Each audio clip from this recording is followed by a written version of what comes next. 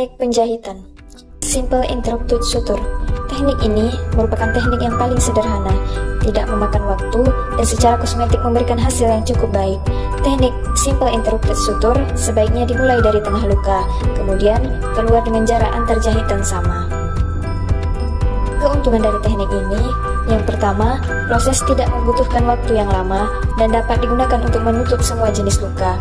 Tidak terlalu mencenderai pembuluh darah pada area sukutan, dapat memberikan tekanan yang lebih kuat, serta tidak perlu untuk membuka seluruh jahitan bila didapatkan infeksi pada luka penjahitan.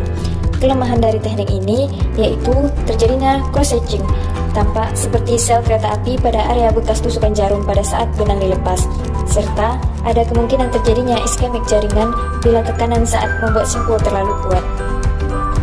Teknik yang kedua, simple running suture.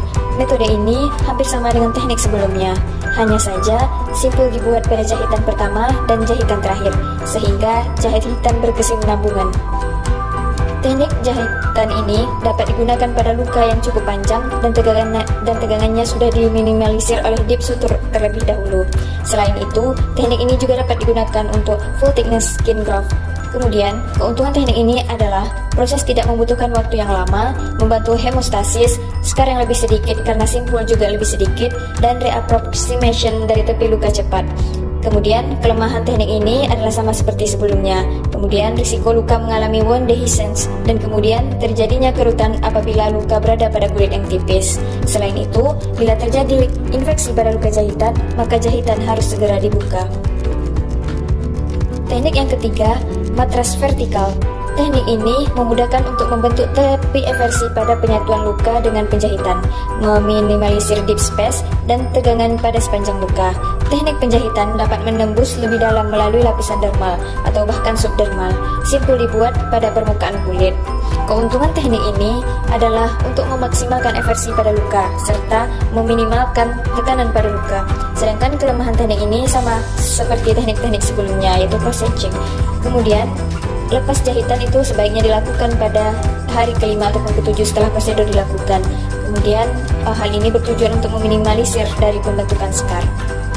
Teknik yang keempat yaitu matras horizontal. Teknik ini memudahkan menutup luka yang memiliki perbedaan ketebalan pada jaringannya. Penjahitan menembus jaringan sukutan atau dermal terhadap sisi luka yang berseberangan. Keuntungan teknik ini adalah membantu meminimalkan tegangan jaringan sekitar luka, sehingga meminimalisir wound dehiscence, menutup deep space, dan membantu terbentuknya tepi eversi pada jahitan permukaan kulit. Kelemahannya adalah teknik ini dapat memberikan tarikan yang kuat pada jaringan, kemudian juga nekrosis pada tepi luka apabila tekanan dan ikatan pada jahitan terlalu kencang. Kemudian untuk yang terakhir itu penjahitan kulit subkutikular. Pada penjahitan ini, benang dapat ditempatkan intradermal dengan cara simpel dan metode running. Kemudian simpul ini dibuat dengan ditanam dengan teknik simple suture. Pada metode running, jahitan terakhir dapat dibuat tanpa simpul, tapi dengan melekatkan ujung benang pada permukaan kulit. Teknik ini mirip dengan teknik matras horizontal. Bedanya, tidak menembus kulit berkali-kali dan benang berkesinambungan menembus papil dermis dari satu sisi ke sisi berlawanan.